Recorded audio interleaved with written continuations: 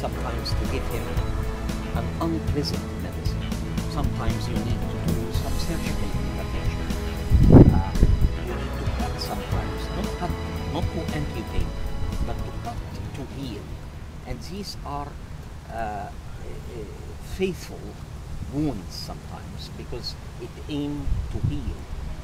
And in many times as a medical doctor, I was involved in the process of healing, and the patients were not happy with the medicine they are taking, but this was the only way.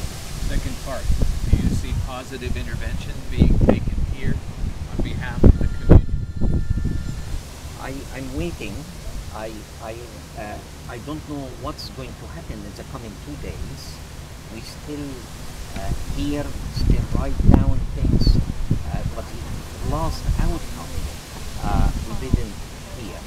But I don't think that in this Lambeth conference there will be a positive intervention. I think that this will be taken by the ACC 14 next week. Kevin Carlson, Anglican TV. Can you tell me why you weren't at GAFCON and what you think about GAFCON? I didn't go to GAFCON because they changed the time, and I had a big commitment. I was concerned that GAFCON would be a separate movement because I am committed to the Global South, which started in 1997, and I wanted to see the Global South intact, going further, growing stronger, and I am still, all the people who went to GAFCON are my close friends, and we will work together, and we will be together, and we will work for unity because we have the same foundation. We don't have a different theological stand. We have the same foundation. What do you think about GAFCON then? GAFCON brought a lot of positive outcome, which will be very useful for this conference and also for the Global South meeting. So I take what they did as a very positive things which need to be built on. Bishop Tom Jackson from Pacific Church News. You've said that the North Americans sent a number of activists over.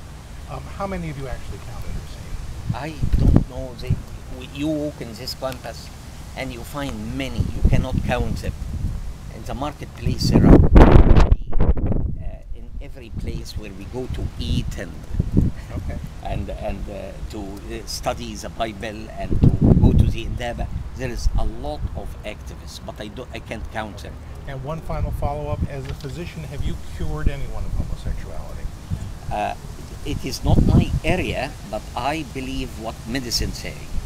Spitzer, the doctor, the American psychiatrist, who really in 1980 asked the American Association of Psychiatrists to drop the issue of homosexuality from the pathologic diseases list.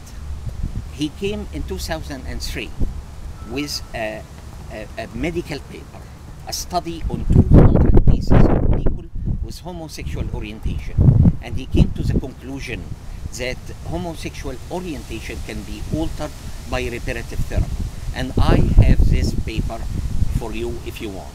Thank you, but next question. Excuse me, could I ask you a question, sir? Excuse me, are you a press person or are you a public relations person? Okay. Could you step back, please? Could you step back, please? Thank you. To those people Step back, deserve to please. have press tags. Harold Lewis, Church Publisher, New York. Getting back to the GAFCON issue, a lot of people who went to GAFCON are not here. Today, Bishop Rev'd said that he could be heard more loudly by saying nothing and being away. Do you think, A, that GAFCON tried to sabotage Lambeth, and what is the effectiveness of their absence? I think their absence says something. And that's what the Archbishop said, that we are a wounded communion. I honestly have hoped that all of them would be here, because their voice would be much more valued in this. We do speak up, we do express our views, but the absence of my brothers and sisters from the African provinces is a big loss. But I must say, they still speak in their silence.